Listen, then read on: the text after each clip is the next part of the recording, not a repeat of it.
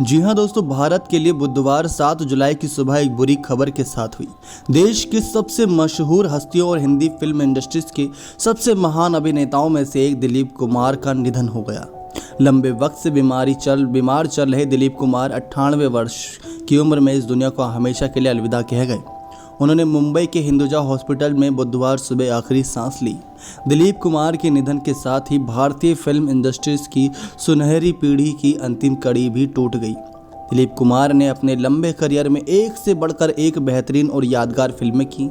Silver screen पर हमेशा किसी न किसी तरीके से अपना जलवा बिखेरते ही थे, लेकिन कैमरे के सामने अदाकारी के जलवे दिखाने वाले इस दिग्गज ने क्रिकेट के मैदान पर भी अपनी चमक बिखेरी थी।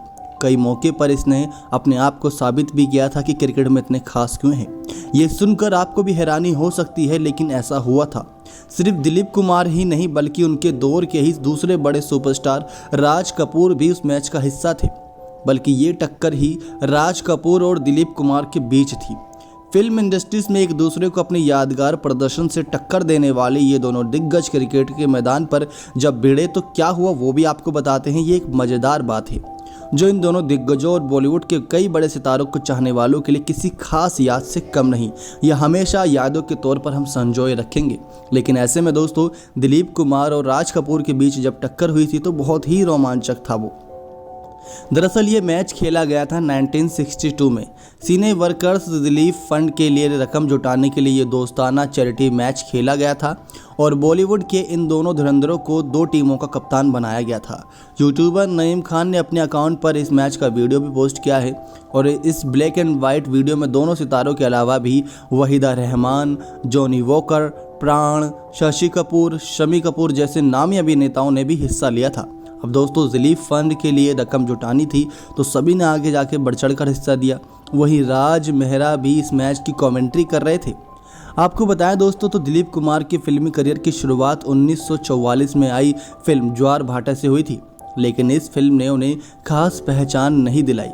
दोस्तों, ये बात रही क्रिकेट के मैदान पर इनके टक्कर की। तब बहुत कम डिजिटल जमाना था, जिसकी वजह से स्कोर कार्ड को ज़्यादा दिनों तक सेव किया नहीं जा सका। जो भी जानकारी आएगी सामने आप तक जरूर पहुंचाई जाएगी कि उस मैच में जीत किसकी हुई थी। लेकिन जीत किसी की भी हो, जीत इंसानियत की हुई थी, क्योंकि रिलीफ फंड के लिए वो चैरिटी इकट्ठा की गई थी। अब इनके करियर की ओर चले तो दिलीप कुमार को असली पहचान फिल्म जुगनू से मिली। इस फिल्म के बाद से उन्होंने कभी पीछे मुड़कर तो देखा ही नहीं। इसके बाद राज कपूर के साथ फिल्म अंदाज में काम किया। ये फिल्म सुपर डुपर हिट साबित हुई। दिलीप कुमार ने दीदार, देवदास, मुगले आजम जैसी फिल्म में सीरियस एक्टिंग करके अपनी अलग पहचान बना ली थी, जिसकी वजह से वह ट्रेजेडी किंग कहलाए। दिलीप कुमार ने हर जॉनर की फिल्म में काम किया है, फिर चाहे राम और श्याम में डबल रोल से सभी को हंसाना हो या सौदागर में उनका निराला अंदाज हो। दिलीप साहब आखिरी बार फिल्म किला में नजर आए थे। इस फिल्म में दिलीप कुमार के साथ अमिताभ बच्चन भी थे। इस फिल्म को रमेश शिप्पी ने बनाया था। दोस्तों, अगर दिलीप कुमार की बात सामने आई ही है क्रिकेट जगत से जुड़ी, तो इनके से जुड़ा एक और मज़ेदार किस्सा आपको सुनाते हैं। वो किस्सा नहीं बल्कि हकीकत है कि किस प्रकार से 1983 अगर टीम इंडिया ने विश्व कप जीता था तो उसमें दिलीप कुमार का भी एक अहम रोल था। वो कैसे, आपको पता चल जाएगा हमारे इस स्टोरी के माध्यम से। 11 दिसंबर 1922 को पाकिस्तान के पेशावर में एक मुस्लिम परिवार में इनका जन्म हुआ था। माता पिता ने इनका नाम यूसुफ खान रखा था दिलीप कुमार का। उनके 11 भाई बहन थे। बॉलीवुड के जरिए दिलीप कुमार की छवि काफ़ी दमदार बन चुकी थी। इसके अलावा उनके बिहेव से लोगों के लिए एक अलग ही इज्जत पैदा होती थी। लेकिन आपको बता दें दोस्तों कि दिलीप कुमार साहब के कारण ही एक भारतीय क्रिकेटर का करियर बन सका था और 1983 वर्ल्ड कप जीतने में भी इनकी बहुत बड़ी भूमिका थी, क्योंकि 1983 वर्ल्ड कप टीम के सदस्य यशपाल शर्मा ने एक शो में खुलासा किया था कि उनका करियर दिलीप कुमार साहब के कारण ही बन पाया था।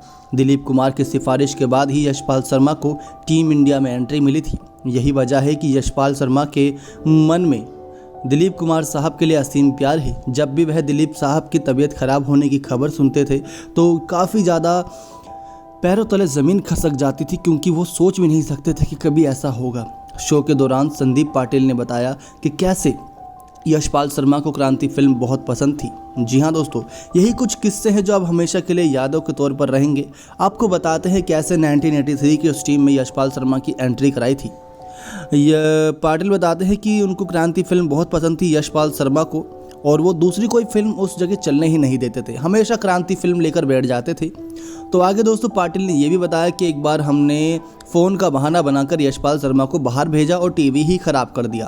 तब यशपाल शर्मा से पूछा गया कि आपको क्रांति फिल्म इतनी पसंद क्यों है।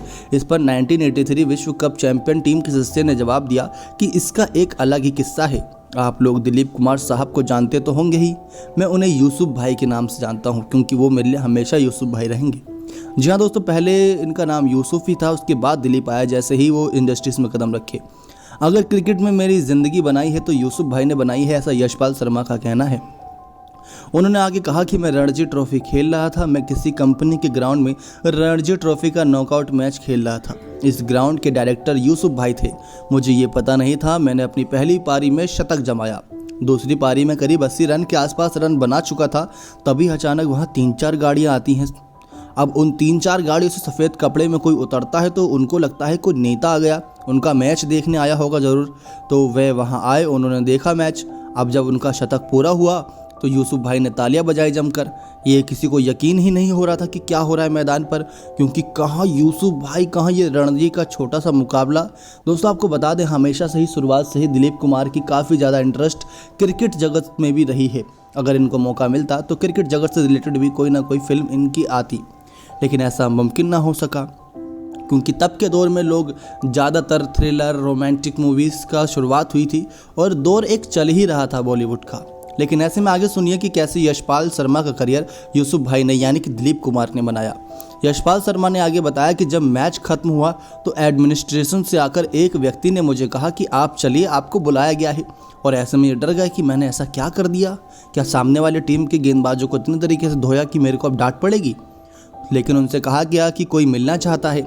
जब यशपाल शर्मा ऑफिस गए तो वहाँ उनके पास कहने को कोई शब्द ही नहीं था।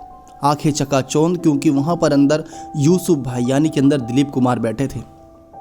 और जब अंदर वो पहुँचे तो सबने खड़े होकर तालियां बजाई। सबसे पहले यशपाल शर्मा की उस शतकीय पारी के लिए उन्होंने हाथ मिलाया और कहा कि मुझे लगता है कि तेरे में बहुत दम है, मैं किसी से बात करूंगा, तू आगे जाके जरूर खेलियो और अपना दम दिखाइयो मैदान पर। उन्होंने राज सिंह डूंगरपुर से बात की थी, जो पंजाब का एक लड़का है। उन्होंने कहा कि मैंने उसको बल्लेबाजी करते देखा। उन्होंने बीसीसीआई में भी बात की। बाद में राज सिंह डूंगरपुर ने ही बताया कि तुम्हारी सिफारिश यूसुफ भाई ने लगाई थी। बता दें कि कपिल देव के नेतृत्व वाली 1983 विश्व कप चैंपियन टीम का अहम हिस्सा थे यशपाल शर्मा।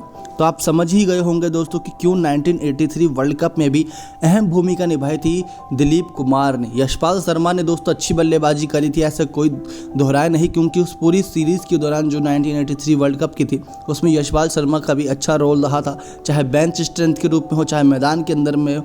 लेकिन हमेशा से ही उनका एक अहम रोल था बैकअप के रूप में। बहुत तगड़ी टीम थी उस समय 1983 में, जिसकी बदौलत पहला वर्ल्ड कप जीतने में कामयाब रही थी टीम इंडिया।